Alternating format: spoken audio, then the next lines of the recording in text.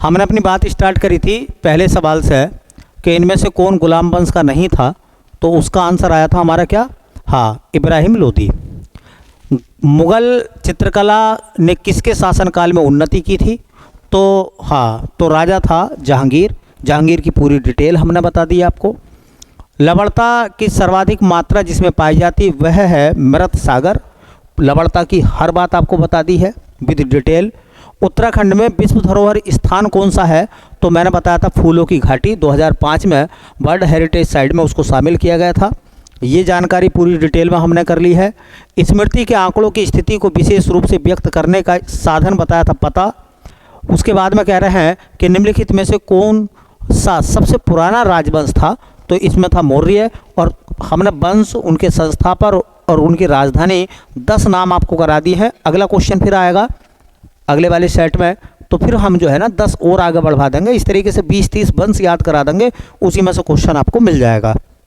फिर उसके बाद में था, कह रहे हैं कि डेसिबल इकाई का प्रयोग किसके द्वारा किया, किसके मापन में होता है। डेसिबल, यहाँ से हम लोग शुरू करेंगे अपनी बात, है ना, डेसिबल के बारे में। तो अपना सवाल ये रहेगा कि डेसिबल इकाई का प्रयोग किसके मापन में किया जाता है। तो देखो, एक आपने सुना होगा, वो होता है ध्वनि की तीव्रता। ध्वनि की तीव्रता अंग्रेजी में कहते हैं उसको intensity of sound. Intensity of sound, intensity of sound, ध्वनि की तीव्रता। देखो तीव्रता, सुनो, तीव्रता जो है, ध्वनि की जो तीव्रता है उसका अर्थ होता है कि ध्वनि कितनी तेज है। आप कहते हैं ना वॉल्यूम बढ़ाओ, आवाज़ को तेज करना या कम करना क्या कहलाता है, ध्वनि की तीव्रता कहलाता है। तो यहाँ से दो चीज़ों का आपको ख्याल रखना पड़ेगा। देखिए, ध्वनि की जो तीव्रता है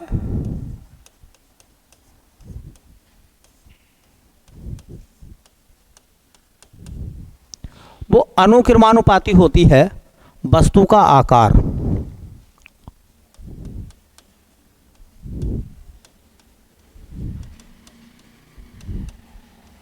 या कह सकते हैं कि अनुक्रमानुपाती होती है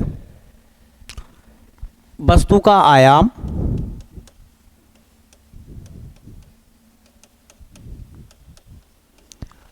या अनुक्रमानुपाती होती है आवृत्ति या अनुक्रमानुपाती होती है, व्युत्क्रमानुपाती होती है 1/2 दूरी। अब मैं हर एक चीज़ को एक एक करके हम इसे एक्सप्लेन करेंगे, ठीक है,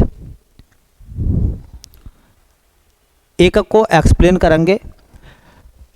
ध्वनि की जो तीव्रता है वो वस्तु के आकार पर भी निर्भर करती है। देखो पहली बात, ध्वनि की तीव्रता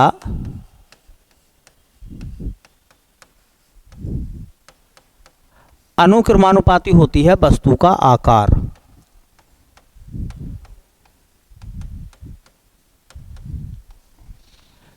पहले इस बात को थोड़ा सा समझ लें। देखिए, इस बात का मतलब यह है, अनुक्रमानुपाती का मतलब होता है, समानुपाती का मतलब होता है सेम प्रभाव पड़ना। अगर किसी वस्तु का आकार जो है, किसी वस्तु का जो आकार है अगर बढ़ जा, तो हाँ, उसमें ध्वनि की तीव्रता भी, ध्वनि की जो तीव्रता है वो भी क्या हो जाएगी बेटा, बढ़ जाएगी, ग्रेटर देन हो जाएगी। और अगर वस्तु का आकार घट जा, वस्तु का आकार घट जाएगा तो ध्वनि की तीव्रता भी क्या हो जाएगी, ध्वनि की तीव्रता भी घट जाएगी। ठीक है, इसका मतलब यह है कि ध्वनि की तीव्रता जो है वस्तु के आकार पर निर्भर करती है। जितना बड़ा आकार होगा ध्वनि की तीव्रता उतनी ही ज़्यादा होगी। अब इसको आप ऐसा समझिए, इसको आप ऐसा समझिए, देखो इसको आप ऐसा समझिए, जब कभी पूजा स्थान में हम घर में बैठ कर पूजा करते हैं ना, तो एक छोटी सी घंटी होती है। अच्छा, उस छोटी सी घंटी को किसी बड़े मंदिर के प्रांगण में बजाओ, उसकी आवाज़ सुनाई देगी लोगों को। तो तुमने देखा होगा कि छोटी घंटी है तो उसकी बजाने पर उसकी आवाज़ कम होती है, और बड़ा घंटा है कोई तो उसे एक ही बार करते ना, है ना, हाँ, तो टन जैसी आवाज़ जो है दूर तक गूंजती है, क्योंकि उसका आकार कैसा है। अच्छा, शादी विवाह में आपने देखा होगा बारात में बैंड वाले होते हैं, तो बेचारे वो बैंड वाले भांगड़ा वाले जो होते हैं ना, भांगड़ा जो बजाते हैं, उनके पास छोटे छोटे ढोल होते हैं। तो छोटे छोटे जिनके पास ढोल होंगे वो बहुत तेज़ कोशिश करते हैं बजाने की, बहुत तेज़ बजाते हैं, फिर भी उनकी आवाज़ इतनी तेज़ नहीं होती। और एक वो बड़ा वाला ढोल होता, वो एक ही मारता धूं, है, कितनी आवाज़ जो है दूर तक उसकी गुंजार जाती है। इसका मतलब कुछ तो बात समझ में आ रही होगी कि वस्तु का आकार अगर छोटा है तो उसकी साउंड की तीव्रता, उससे निकलने वाली ध्वनि की तीव्रता भी कम होगी।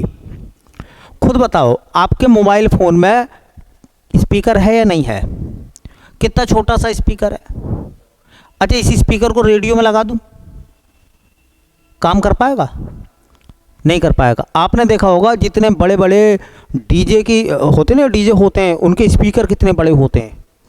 मोबाइल का स्पीकर बहुत छोटा होगा, रेडियो का बड़ा होगा, नहीं होगा, टेलीविज़न का और बड़ा होगा स्पीकर, बोलो।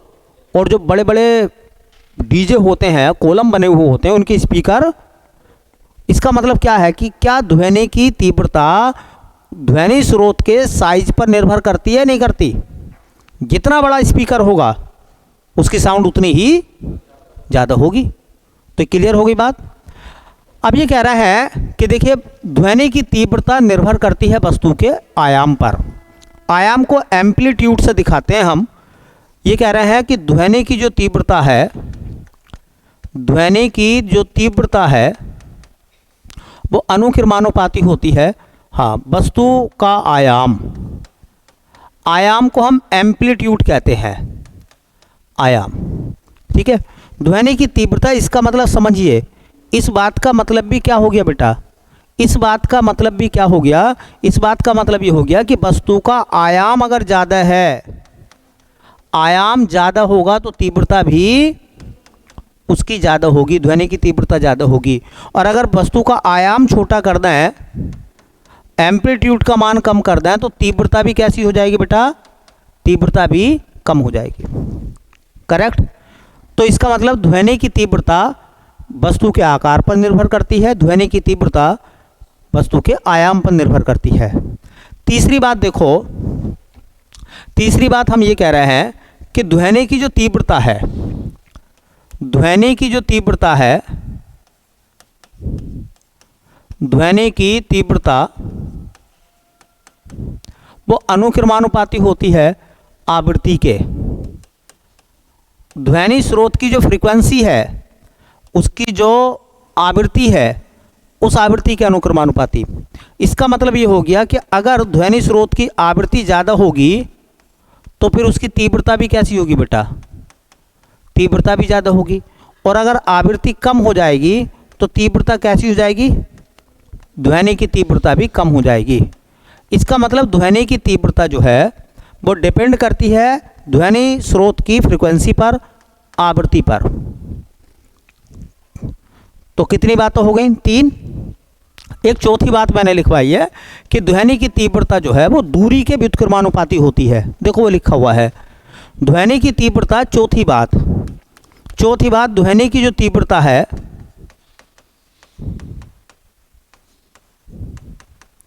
वो व्युत्क्रमानुपाती होती है दूरी के। इसका मतलब सुनो, देखो, अगर दूरी ज़्यादा होगी तो तीव्रता कम होगी, तीव्रता। और अगर दूरी कम है, दूरी कम है, छोटी है, तो तीव्रता, तीव्रता बेटा ज़्यादा होगी। अब सुनो, मैं बिल्कुल आपके पास हूँ इसलिए मेरी आवाज़ आपको तेज़ आ रही है, उस पिछली लास्ट वाली बेंच पे अगर कोई बच्चा बैठा हुआ होगा तो उसे मेरी आवाज़ कैसी सुनाई देगी, क्यों सुनाई कम देगी? जैसे जैसे दूरी बढ़ती चली जाएगी साउंड की इंटेंसिटी कम होती चली जाएगी, या आप ये कहें कि उसे कम होने का एहसास लगेगा या होगा। ठीक है, इसलिए इन चारों को मिलाकर देखो। पहले तो आप ये याद रखो, क्या होता है ना कि क्वेश्चन पेपर बनाने वाला ना विचित्र बात करता है। वो कहता है कि ध्वनि की तीव्रता किस पर निर्भर नहीं करती। ठीक है, किस पर निर्भर नहीं करती है, किस पर निर्भर करती है? अगर कहता किस पर निर्भर करती है, पहला ऑप्शन आ गया दूरी, दूसरा हो गया आयाम, तीसरा हो गया मतलब क्या नाम है उसका, वस्तु का आकार, चौथा हो गया उसकी आवृत्ति, पांचवें भी लिख दिया उपरोक्त सभी। तो ध्वनि की तीव्रता सब पर निर्भर करती है। ठीक है, सब पर क्या करेगी, निर्भर करेगी। ध्वनि की तीव्रता निर्भर नहीं करती, ऑप्शन होगा दूरी, आयाम, तरंग दैर्घ्य या आकार। तो तरंग दैर्घ्य आप लगा दें, क्योंकि ऐसा है नहीं इसमें ऑप्शन। इसलिए एक बोला गया है कि जो इंटेंसिटी होती है ना बेटा, जो इंटेंसिटी होती है, इंटेंसिटी का मैं यहाँ लिखवा रहा हूँ फॉर्मूला, आई बराबर होता है 2n square 2 pi square N A square N square बटे आर स्क्वायर। ये सूत्र होता है। कभी आपने 9th में या 10th में ऐसी चीज़ पढ़ी होगी, 9th में या 10th में ऐसी चीज़ आपने पढ़ी होगी कि I1 बटे I2 बराबर होता है A1 का वर्ग बटे A2 का वर्ग, फिजिक्स में पढ़ा होगा। या I1 बटे I2 बराबर होता है N1 का वर्ग बटे N2 का वर्ग। कहीं पढ़ा होगा I1 बटे I2 बराबर होता है R2 का वर्ग बटे R1 का वर्ग। तो वो वहीं से निकलते हैं सब फॉर्मूले। ठीक है, ध्वनि की तीव्रता का अब आता है मात्रक। ध्वनि की तीव्रता का मात्रक, तो देखो ध्वनि की तीव्रता का मात्रक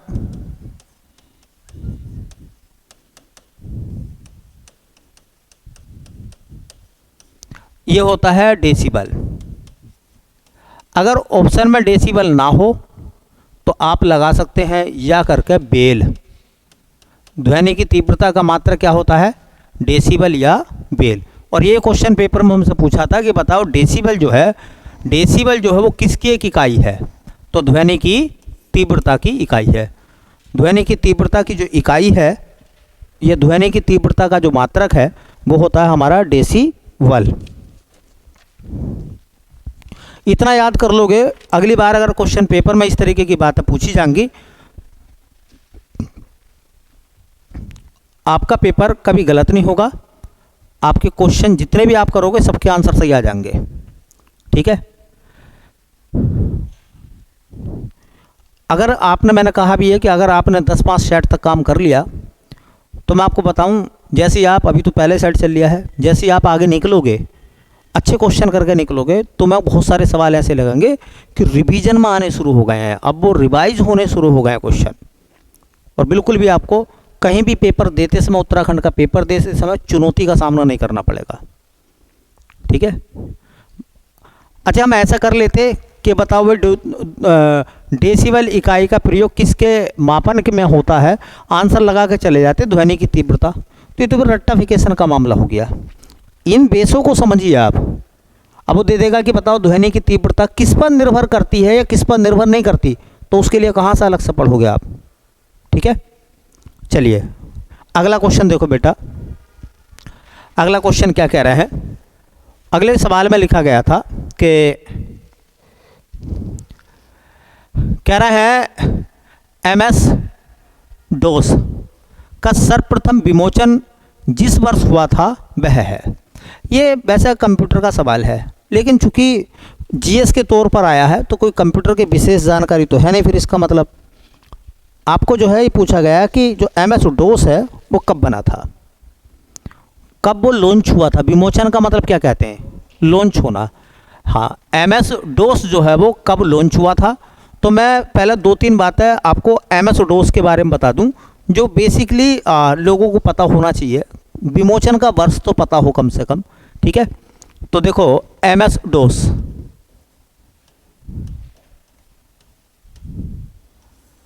एक तो कंप्यूटर की जो शब्दावली है ना, उसकी फुल फॉर्म आप याद रखें। एमएस डोस का कभी कभी पूछे लगेंगे पूरा नाम क्या है। तो एमएस डोस का पूरा नाम है, एम का मतलब होता है माइक्रो, एस का मतलब soft, Microsoft, MICRO, micro, SOFT, Microsoft. D का मतलब होता है डिस्क, DISK, डिस्क। ओ का मतलब होता है बेटा ऑपरेटिंग, एस का मतलब सिस्टम, ऑपरेटिंग सिस्टम। तो पहले तो परिभाषा याद, फुल फॉर्म याद रखो। एमएस डोस का मतलब होता है, एमएस का मतलब होता है माइक्रोसॉफ्ट, डोस का मतलब होता है डिस्क ऑपरेटिंग सिस्टम। 2-3 बार पढ़ोगे अपने आप नाम याद हो जाएगा, कोई दिक्कत नहीं पड़ेगी। अब देखो इसमें एक शब्द आ रहा है ऑपरेटिंग, इसका मतलब ये ऑपरेटिंग का काम करेगा, ठीक है। तो कह सकते हैं हाँ, यह एक ऑपरेटिंग सिस्टम है।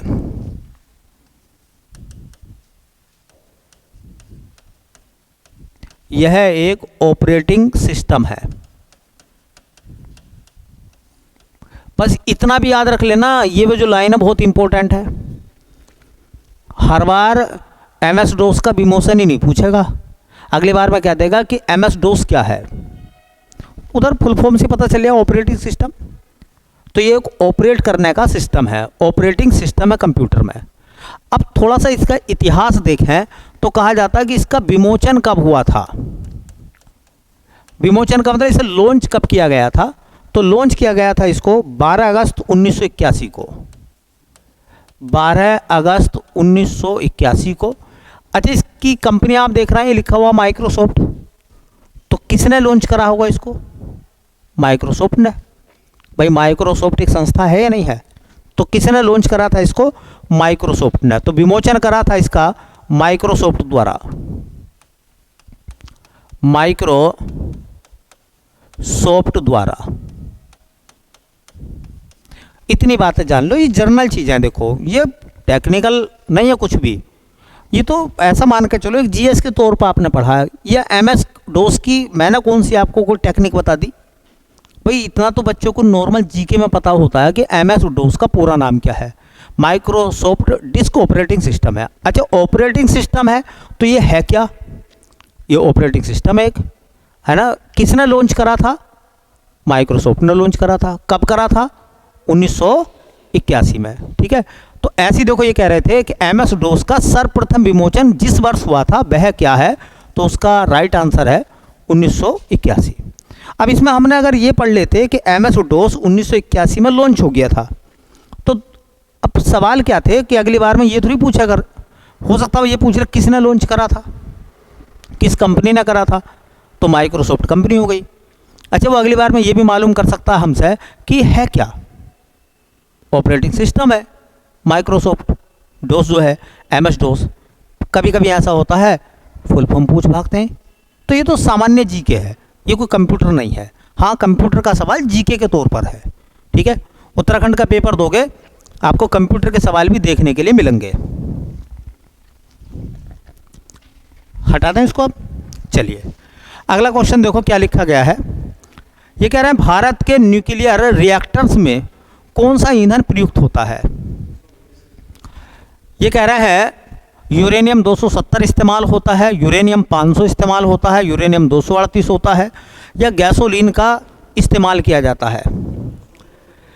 मैं आपको, चूंकि ये नाभिकीय रिएक्टर की बात चली है, तो मैं आपको नाभिकीय रिएक्टर जो है वो विद डिटेल में बताना चाहता हूँ। क्यों? क्योंकि मैंने जो क्वेश्चन पेपर देखे हैं उत्तराखंड के, उनमें नाभिकीय रिएक्टर के तमाम सारे सवाल अलग अलग फॉर्मेट में पूछे गए हैं, ठीक है। तो हमारा जो हेडिंग रहेगा वो हमारा हेडिंग हो जाएगा बेटा, हमारे हेडिंग का नाम हो जाएगा हाँ, नाभिकीय रिएक्टर। देखो या तो इसे कह दो नाभिकीय रिएक्टर,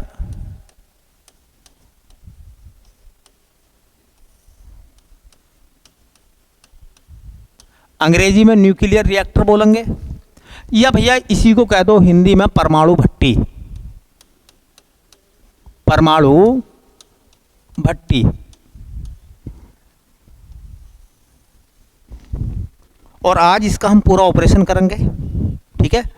हाँ, ऑपरेशन मैं इसलिए बोल लिया हूँ कि जो जो सवाल मैंने उत्तराखंड में देखे हैं, जिस टाइप के इस हेडिंग से सवाल पूछे गए हैं, अगर अब की बार कोई भी सवाल इस तरीके का तुमसे पूछ ले, ठीक है, तो उसका आपको बड़े आराम से आंसर दे देना है, ठीक है, गलत नहीं होना चाहिए बस। देखो हम बात कर रहे हैं, एक पोर्शन हम बनाते हैं ये वाला, पहले एक हिस्से में बात करेंगे हम। सबसे पहली बात क्वेश्चन पूछा जाता है कि नाभिकीय रिएक्टर जो था उसका आविष्कार किसने करा था, नाभिकीय रिएक्टर को किसने बनाया था, नाभिकीय रिएक्टर का आविष्कार किसने किया था। सब बच्चों को पता होगा एनरिको फर्मी, एनरिको फर्मी। अगर एनरिको भी नाम याद ना रह पाए, या हो सकता है वो एग्जामिनर एनरिको देवे ही ना, तो पूरा नाम था उसका एनरिको फर्मी, और अगर नाम पूरा नहीं मिलेगा तो फर्मी ज़रूर मिलेगा, ठीक है, फर्मी नाम जरूर मिलेगा। तो नाभिकीय रिएक्टर का आविष्कार किसने किया था, फर्मी ने किया था बेटा, पहली बात याद रहेगी। दूसरी बात, नाभिकीय रिएक्टर हमारा किस सिद्धांत पर काम करता है, नाभिकीय रिएक्टर का सिद्धांत क्या है, तो वो है, अब उसमें ऑप्शन आएंगे नाभिकीय संलयन, नाभिकीय विखंडन, नाभिकीय संलयन और नाभिकीय विखंडन दोनों, या इनमें से कोई नहीं। तो नाभिकीय विखंडन पर काम करता है ये, तो सिद्धांत क्या है इसका, नाभिकीय विखंडन, नाभिकीय विखंडन। अच्छा, नाभिकीय विखंडन की जो क्रियाएं होती हैं वो दो प्रकार की होती हैं, क्या होती है, नाभिकीय विखंडन की क्रिया दो प्रकार की होती है। एक को हम कहते हैं अनियंत्रित श्रृंखला विक्रिया, और एक होती है नियंत्रित श्रृंखला विक्रिया। तो इसमें नियंत्रित नाभिकीय विखंडन की श्रृंखला विक्रिया काम आती है या अनियंत्रित, तो नियंत्रित, चूंकि ये कंट्रोल्ड है, ठीक है। तो देखो ये सिद्धांत नाभिकीय विखंडन का तो जरूर है, नाभिकीय विखंडन दो तरीके का होता है, एक नियंत्रित श्रृंखला विक्रिया और एक अनियंत्रित श्रृंखला विक्रिया। तो ये काम करता है नियंत्रित श्रृंखला अभिक्रिया, नियंत्रित श्रृंखला अभिक्रिया के रूप में, नियंत्रित श्रृंखला अभिक्रिया के रूप में ये काम करता है नाभिकीय रिएक्टर या परमाणु भट्टी, ठीक है। अब देखो होता क्या है, कुछ नाम ना थोड़े से याद रखना, नाभिकीय रिएक्टर के कुछ भाग देखने के लिए मिलेंगे।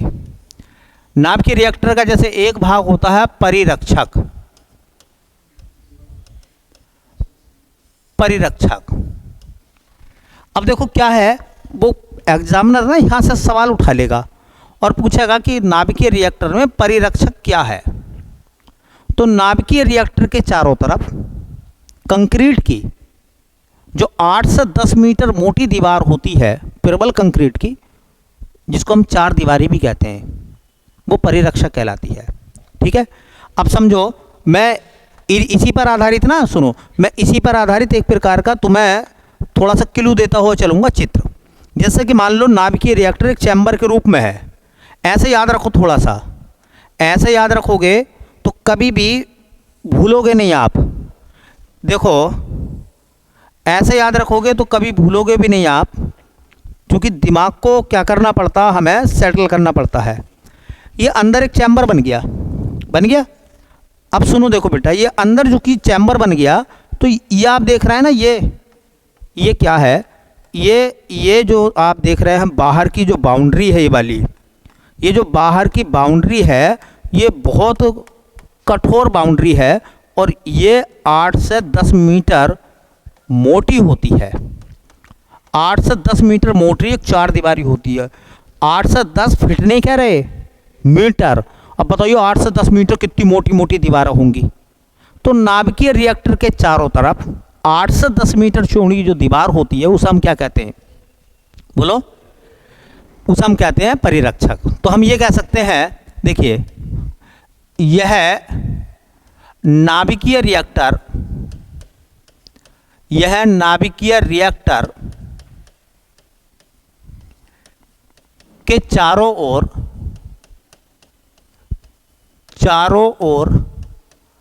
8 से 10 मीटर मोटी प्रबल कंक्रीट की, मजबूत वाला कंक्रीट, प्रबल कंक्रीट की दीवार होती है। प्रबल कंक्रीट की दीवार होती है। अच्छा देखो, इस दीवार का काम भी होगा कुछ ना कुछ। जब अंदर ईंधन का विस्फोट होगा तो रेडिएशन निकलेगा, उस रेडिएशन को बाहर निकलने से रोकना। रेडिएशन को हिंदी में विकिरण कहते हैं, जिसमें अल्फा बीटा गामा ये किरणें हो सकती हैं, है ना। तो इसका काम क्या है, यह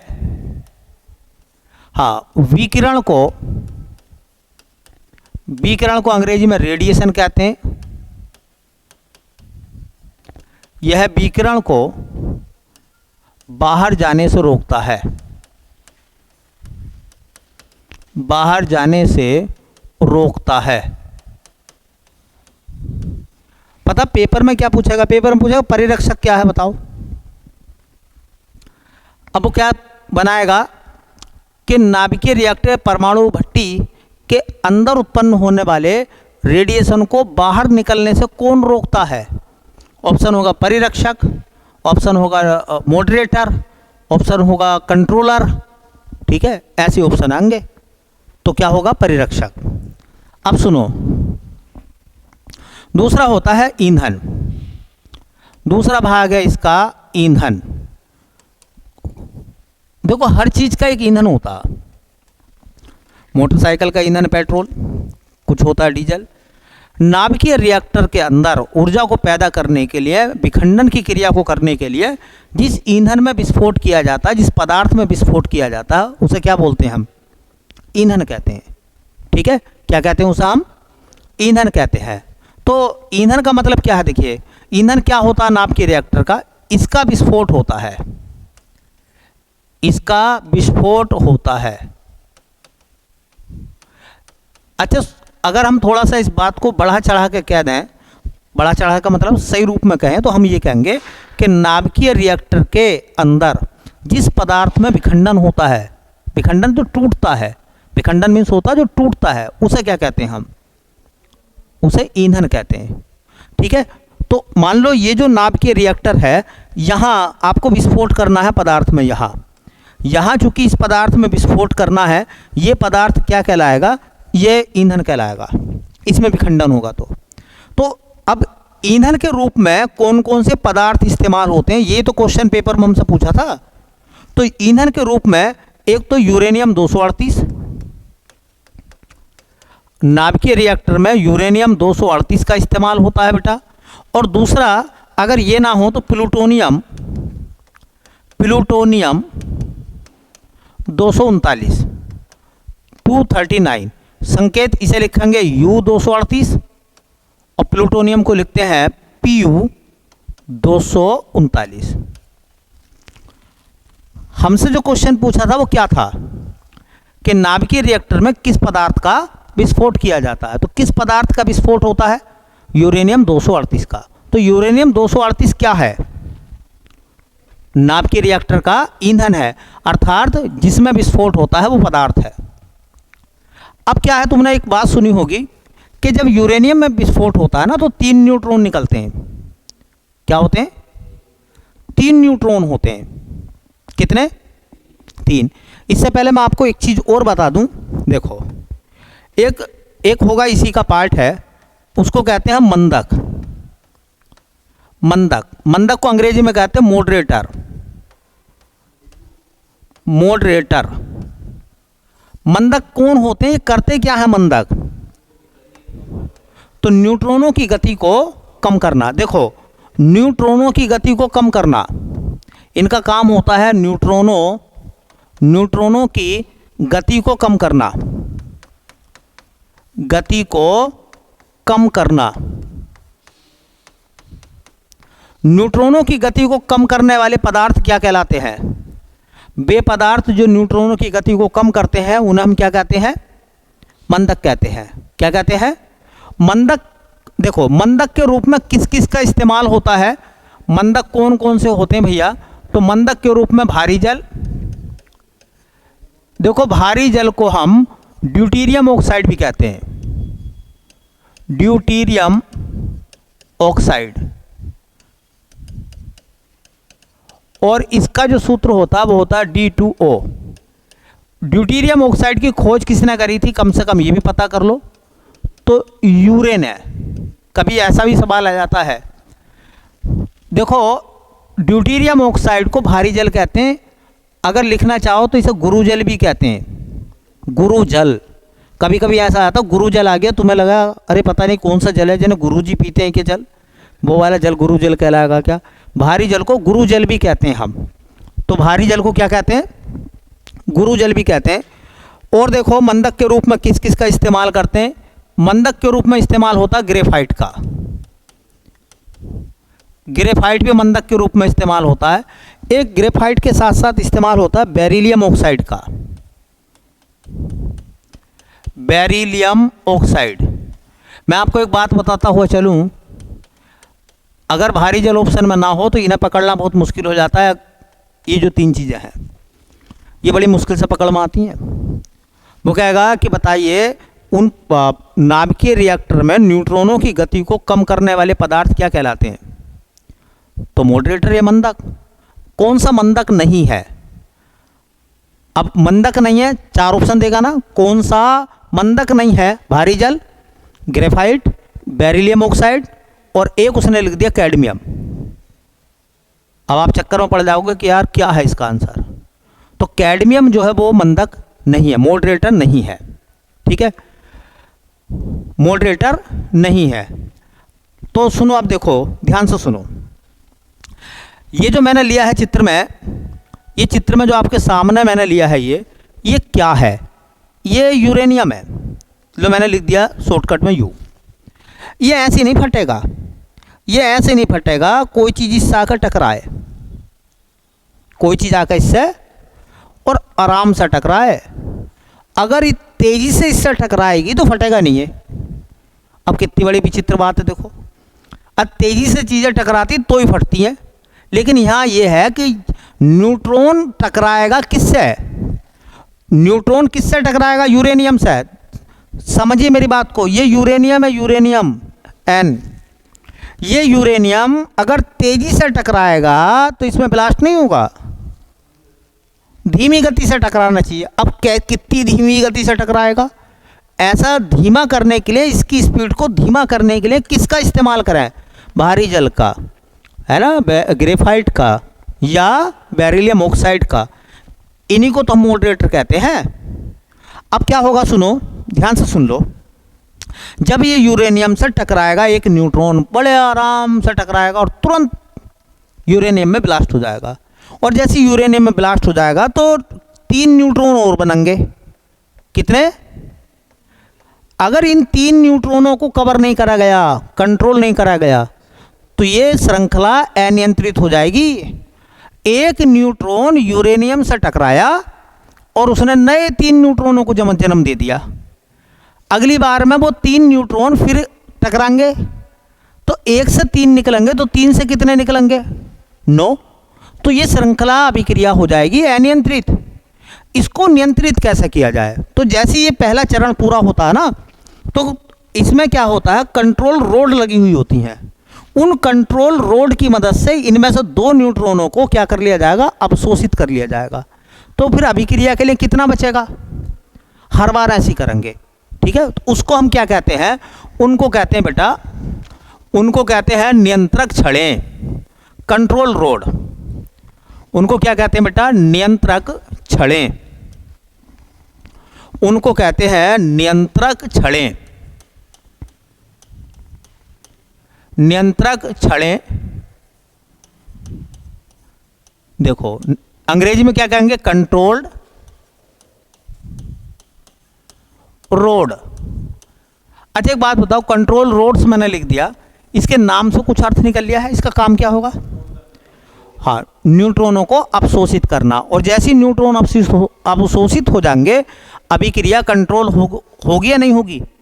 ठीक है, तो इनका काम क्या है? इनका काम है न्यूट्रॉनों को अवशोषित करना, न्यूट्रॉनों को अवशोषित करना।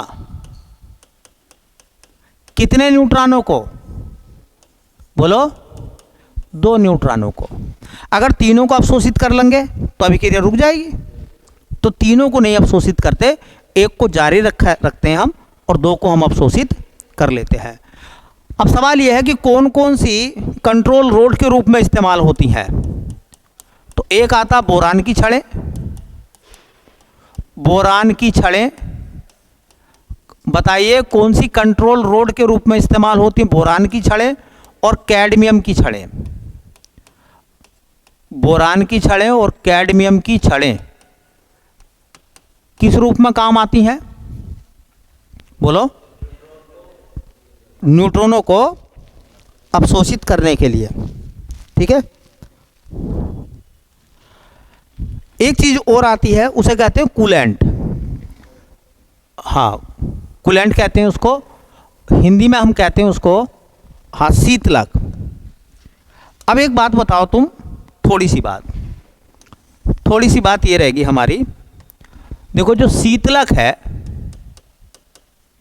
उसको कूलेंट कहते हैं।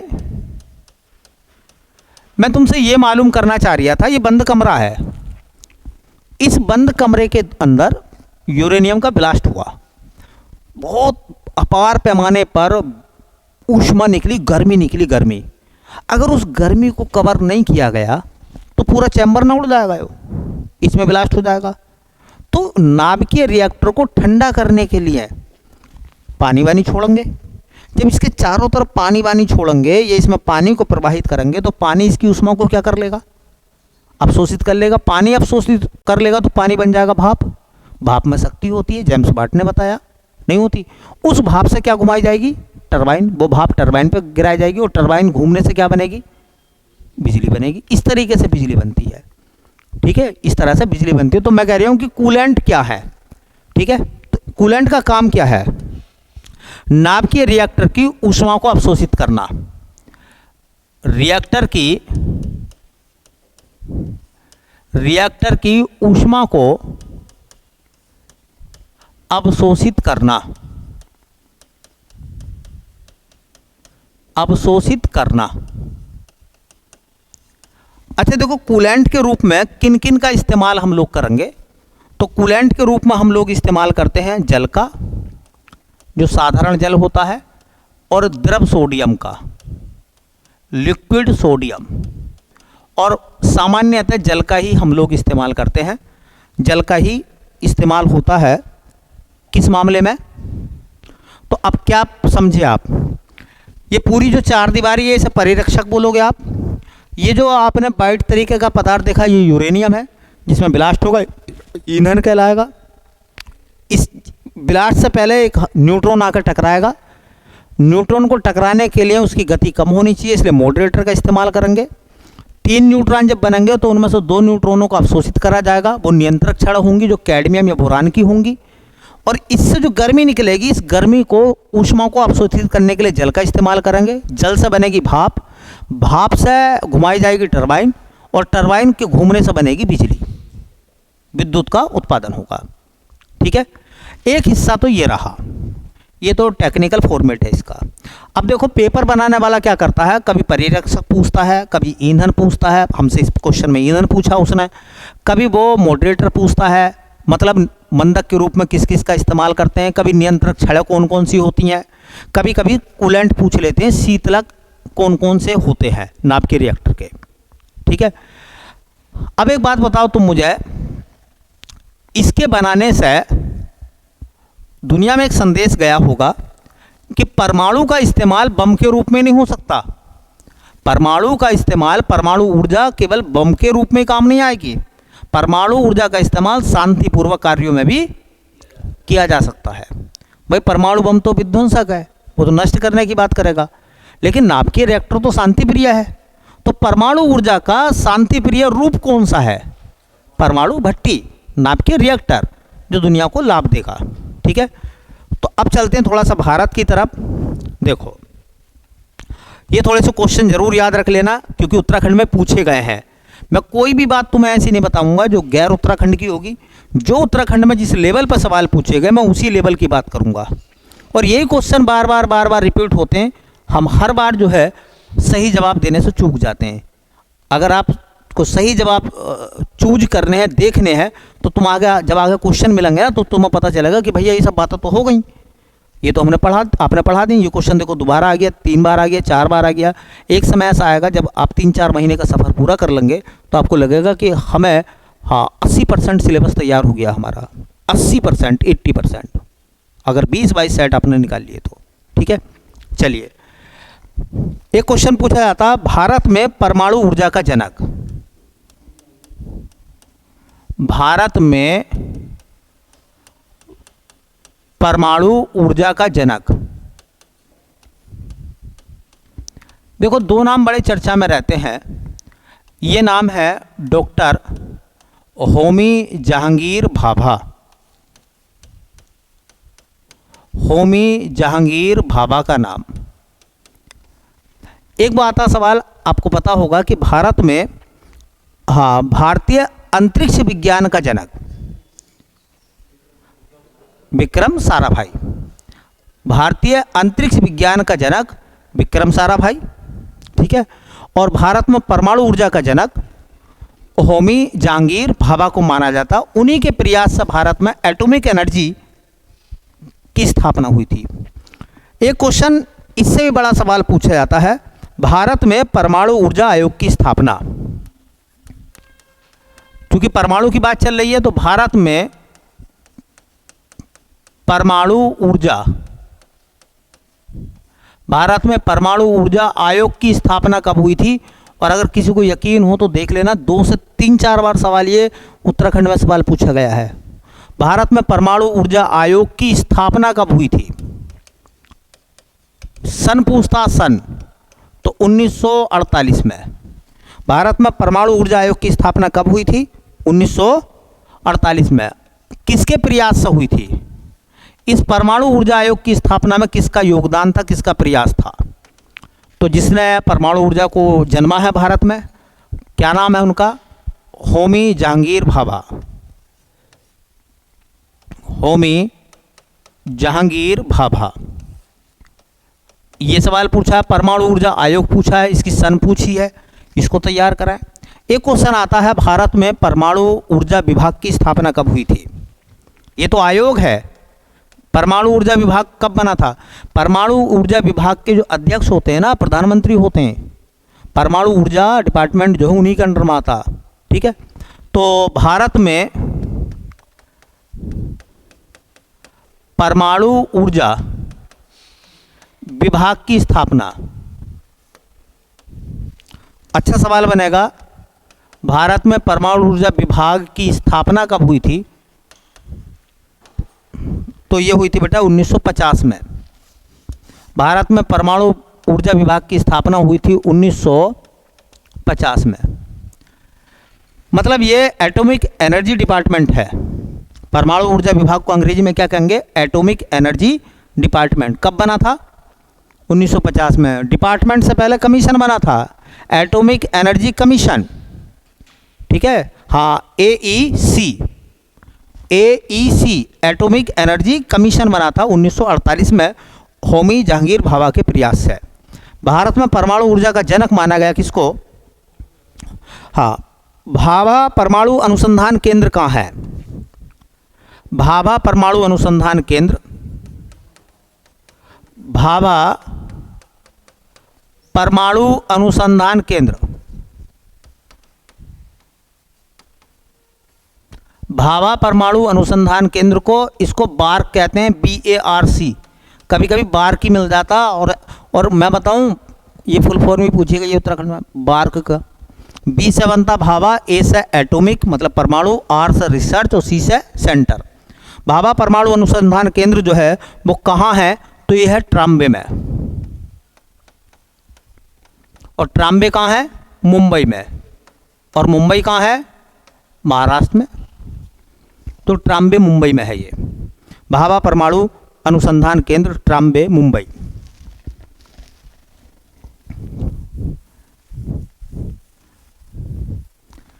एक दो बात और देखें जो कि बहुत इंपॉर्टेंट बातें हैं, ये थोड़ा सा देख लेना।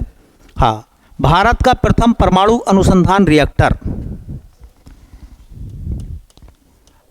भारत का प्रथम परमाणु अनुसंधान रिएक्टर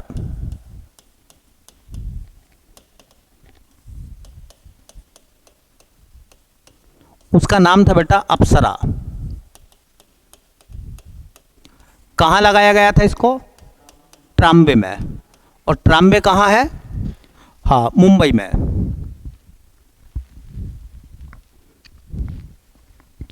ट्राम्बे मुंबई में। अब देखो, एक बहुत शानदार बात है।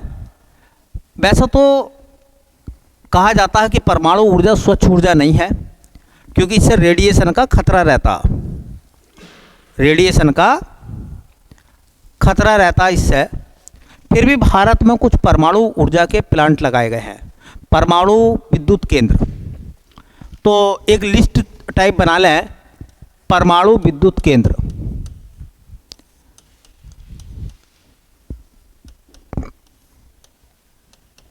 ये हो जाएगा परमाणु विद्युत केंद्र वाला राज्य का नाम हो जाएगा। बस कोई विशेष बात होगी तो विशेष बात लिख लेंगे। तो भारत का पहला परमाणु रिएक्टर या पहला परमाणु बिजली घर लगा था तारापुर में,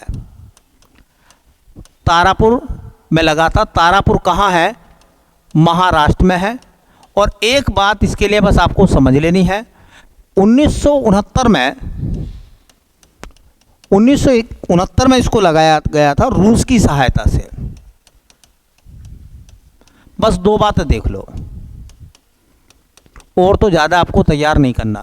भारत का पहला परमाणु ऊर्जा रिएक्टर कौन सा था? अनुसंधान रिएक्टर नहीं, परमाणु ऊर्जा रिएक्टर।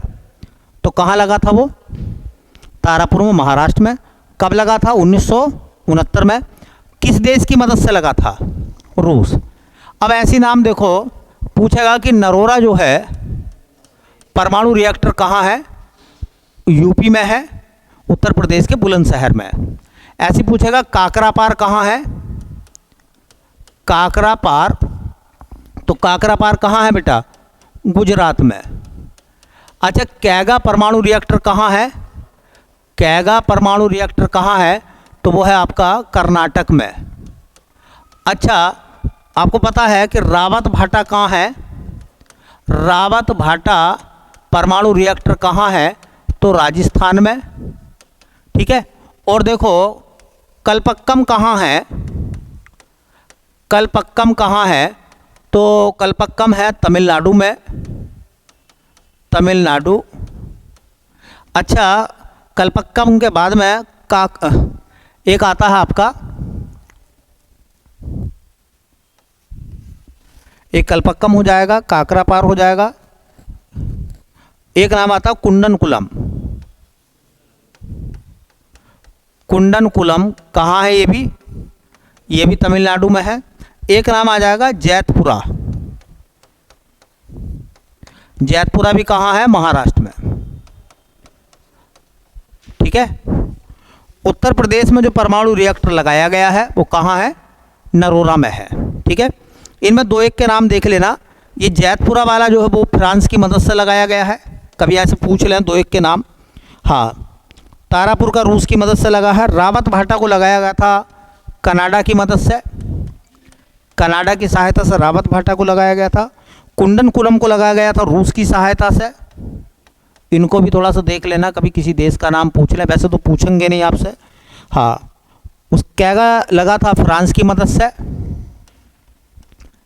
कैगा को फ्रांस की मदद से लगाया गया था। ठीक है, इस तरीके से देख लेना आप। एक सवाल और बचा हुआ है, मैं आपको बता दूं। एक सवाल मेरा ये है, बताइए कि क्या नाभिकीय ऊर्जा जो है स्वच्छ ऊर्जा है? स्वच्छ ऊर्जा नहीं है, इससे रेडिएशन का खतरा रहता है। सबसे स्वच्छ ऊर्जा कौन सी है? सौर ऊर्जा सबसे स्वच्छ है, उससे किसी भी प्रकार का प्रदूषण नहीं होता। तो क्या हुआ है दुनिया में, मैं आपको बताऊं, कुछ परमाणु दुर्घटनाएं हुई हैं। परमाणु दुर्घटनाएं,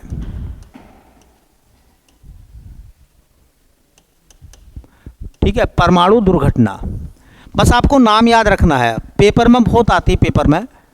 एक है 3 माइल, 3 माइल परमाणु दुर्घटना घटी थी यूएसए में। एक नाम आता है चेरनोबिल, चेरनोबिल परमाणु रिएक्टर की घटना घटी थी यूक्रेन में। और एक नाम आता फुकुशिमा, फुकुशिमा परमाणु रिएक्टर की जो दुर्घटना घटी थी 2012 में, फुकुशिमा। तो फुकुशिमा परमाणु रिएक्टर की घटना जिस देश में घटी थी, हाँ, उसका नाम है जापान। अब तुम्हें ये तो लग रहा होगा कि भाई साहब चीज़ें जो हैं वो थोड़ी सी लेंथी चल रही हैं, लेकिन मैं आपको बता दूं, मैं ये कह रहा हूँ आपसे कि जिस समय आप 20 सेट पार कर लोगे तो, और अगर चीज़ें तुमने याद कर ली तो इतना बात है, आपका जो कॉन्फिडेंस लेवल है वो 7वें आसमान पर होगा। ठीक है, करंट उसमें और मैच कर दोगे, करंट उसमें और पढ़ लोगे, ऑल टोटल चीज़ आपको मिल जाएंगी। ठीक है, तो बाकी देखते हैं बेटा फिर कल।